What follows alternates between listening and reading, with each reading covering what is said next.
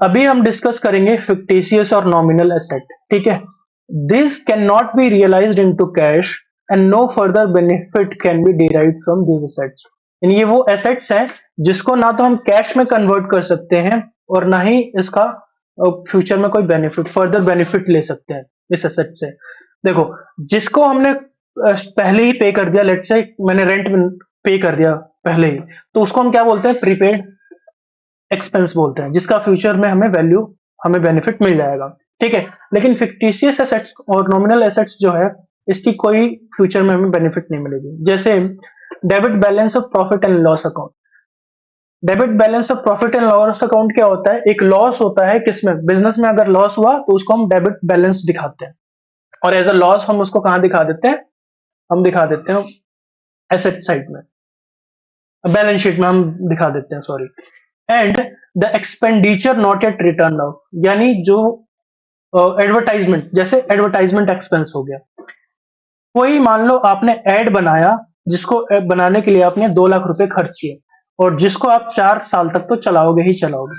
ठीक है, तो ये एक ऐसा एक्सपेंस है जिसको तो ना आप कैश में कन्वर्ट कर सकते हो और ना ही इसका आपको फ्यूचर में कोई बेनिफिट मिलने वाला है, जिसका आप बेनिफिट फ्यूचर में ले सकते हो। तो that is known as fictitious और nominal assets.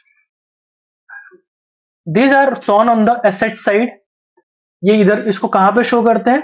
Asset side of the balance sheet for the purpose of transferring them to the profit and loss account gradually over period of time. देखो, अब क्या होता है, आपने 4 साल के लिए बनाया एक्सपेंस, तो इस लाइक ये एडवर्टाइजमेंट पे एक्सपेंस किया, और आप उसको 4 साल तक उसका बेनिफिट लोगे, चलाओगे उसको, तो 4 लाख तो आपने, या 2 लाख तो आपने जब की जब खर्च कर दिए।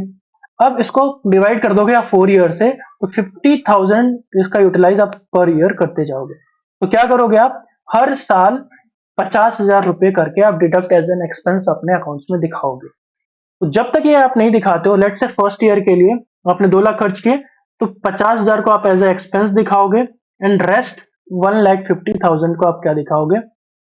दिखाओगे assets, as a current assets in the asset side of the balance sheet. हालांकि इसको आप कन्वर्ट नहीं कर सकते हो कैश में, और इसका कोई फर्दर बेनिफिट नहीं मिलने वाला, बट इसको इसलिए दिखाते हो क्योंकि आपने एक साथ ही सारा खर्च कर दिया है, और इसको आप ईयर बाय ईयर डिडक्ट करते जाते हो।